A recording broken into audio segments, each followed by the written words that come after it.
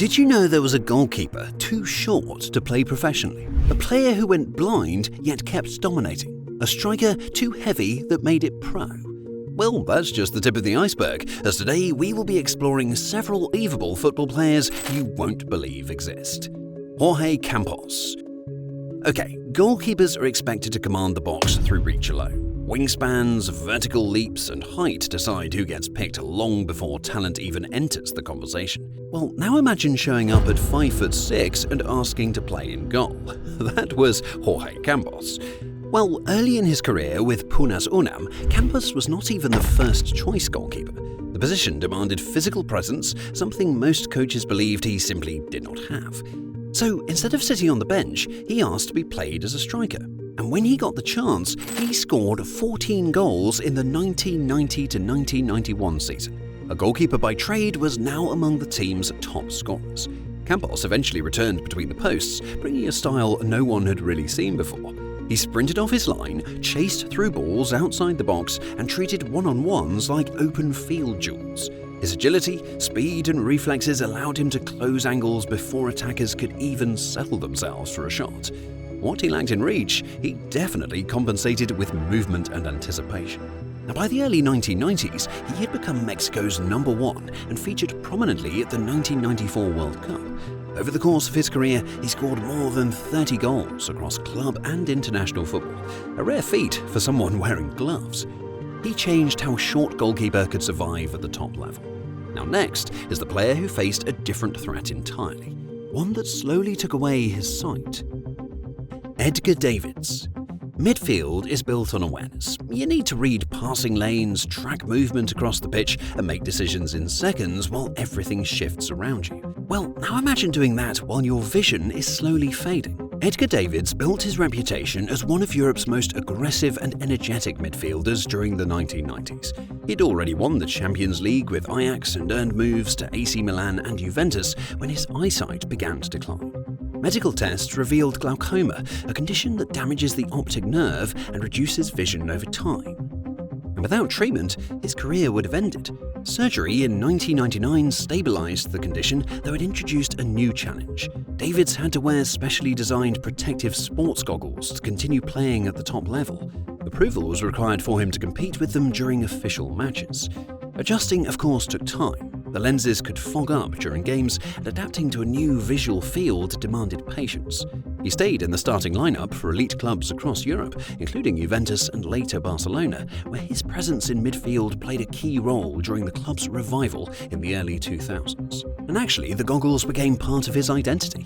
They were present as he covered ground, intercepted passes, and drove through tackles. And the next player stepped onto the pitch facing a challenge that was visible from the very first moment. Alex Sánchez. Football is a sport built around balance. Shielding the ball, fighting for position, absorbing contact, and keeping control through tight spaces all depend on how your body moves together. Well, now imagine stepping into professional football without one of your hands.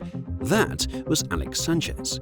Now, he was born with a congenital condition that meant his right forearm did not fully develop. Growing up in Spain, he played football the same way any other kid would. The difference became more noticeable as the level increased and expectations changed. Trials became evaluations. Every session became a test of whether he could physically keep up with players built in the standard way. His progress through the youth ranks at Real Zaragoza eventually earned him a call-up to the senior team. And in November 2009, he came off the bench against Valencia, becoming the first player with one hand to appear in La Liga. The debut lasted only minutes, though it marked an important moment in professional football history. His career continued across lower divisions in Spain before taking him abroad. He played in Australia with Sydney Olympic, scoring consistently, and later moved to India, where he joined Gokulam Kerala. And during the 2023-2024 league season, he finished as the league's top scorer with 19 goals. I mean, every appearance placed him under scrutiny. Now then comes the goalkeeper who had a challenge that came from inside his own mind. Tim Howard. Goalkeeping demands stillness in chaos. You stand alone, scanning movement across the pitch, preparing for decisions that unfold in a fraction of a second. Tim Howard grew up dealing with a condition that made stillness difficult. As a child, Howard was diagnosed with Tourette's syndrome and obsessive-compulsive disorder. Tourette's can cause involuntary physical and vocal tics, while OCD introduces intrusive thoughts and repetitive behaviours. And Howard has actually described moments on the pitch where his mind would urge him to perform small actions such as adjusting his gloves or touching the goalpost, even during play. Training gave him a place where concentration could take over. He spent hours refining his technique and reactions, building habits that would later carry him through professional football. His performances in Major League Soccer earned him a move to Manchester United, placing him in one of the most demanding goalkeeping roles in the game. And after several seasons in England, he joined Everton, where he became a regular starter and made more than 400 appearances. On the international stage, he represented the United States in multiple World Cups. And in 2014, during a knockout match against Belgium, he recorded 16 saves, the highest number in a single World Cup game since detailed records began. His career became a reference point for athletes managing neurological conditions. And the next striker faced questions about his place in the game from the very beginning. Adebayo Akinfenwa. Okay, so standing around 100 kilograms during his playing career, he relied on strength as a central part of his game. Early opportunities came outside England, including a move to Lithuania, where he scored the winning goal in the Lithuanian Cup final for Atlantis in 2001. And he returned to the United Kingdom and moved across several clubs in the lower divisions. Short-term contracts and transfers became a regular feature of his early years. Eventually, he found stability at Wycombe Wanderers, where he made more than 200 appearances and scored over 50 goals across competitions. During the 2019 to 2020 season, Akinfenwa played a role in Wycombe's promotion to the Championship, the second tier of English football. He remained with the club for multiple seasons and became one of its most recognisable figures, both for his playing style and his presence in the dressing room. And over time, his reputation grew among supporters who followed the lower leagues closely. Now then is a player who stood out for a different reason the moment he walked onto the pitch. Simon Bloch Jørgensen. The football has come in different shapes and sizes. Goalkeepers are usually the tallest players on the pitch, though there is still an upper range most teams expect when building a squad. Simon Bloch Jørgensen entered professional football at a height that pushed beyond that range. He stands at 2.10 meters, which is approximately 6 feet 10 and a half inches. That measurement places him among the tallest professional footballers recorded in the modern game. Standing in goal, his reach extends across much of the frame, giving him a huge advantage when dealing with aerial balls and crosses into the penalty area. He has played for clubs across Denmark and England during his career, including spells with teams such as Fremel Amager and Waltham Abbey. His presence in goal changes the visual balance of the pitch. Opponents often adjust their shooting angles when approaching the box, knowing that more of the target is covered by his wingspan alone. Now, height can influence how a goalkeeper moves, especially when reacting to low shots or shifting direction quickly. Training focuses on footwork and positioning to maintain control over these movements during open play. Across league matches and training sessions, his size remains a defining feature of his role. But is that as crazy as the player who faced a situation that unfolded far away from the pitch? Bobby Charlton. Okay, in February 1958, Manchester United were returning from a European Cup match in Belgrade.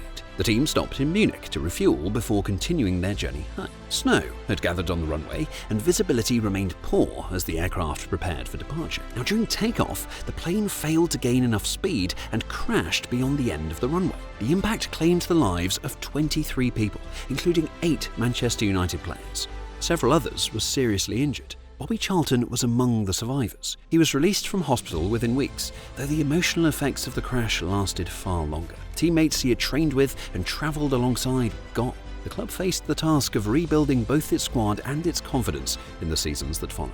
Charlton continued playing and gradually became a central figure in Manchester United's recovery. He represented England at the 1966 World Cup and scored 3 goals during the tournament as the national team went on to win the competition. Later that year, he was awarded the Ballon d'Or. In 1968, he captained Manchester United in the European Cup final against Benfica and scored twice during the match. The victory marked the club's first European Cup title. Amazingly, his career carried forward after the crash. But a story more interesting is the one-eyed goalkeeper who still won a war. balance. Gordon Banks. Okay, depth perception plays a central role in goalkeeping, I think we can all agree. Judging distance, tracking the flight of the ball, and reacting to deflections all depend on how both eyes work together. Now, in October 1972, Gordon Banks was involved in a car accident that changed that balance. Glass from the crash damaged his right arm, and despite medical treatment, the sight in that eye did not return. Doctors advised that continuing a professional goalkeeping career would be extremely difficult with vision in only one eye. But Banks had already established his reputation with England's national team, including appearances at the 1966 World Cup. The injury brought his time in the English top flight to an end, but several years later,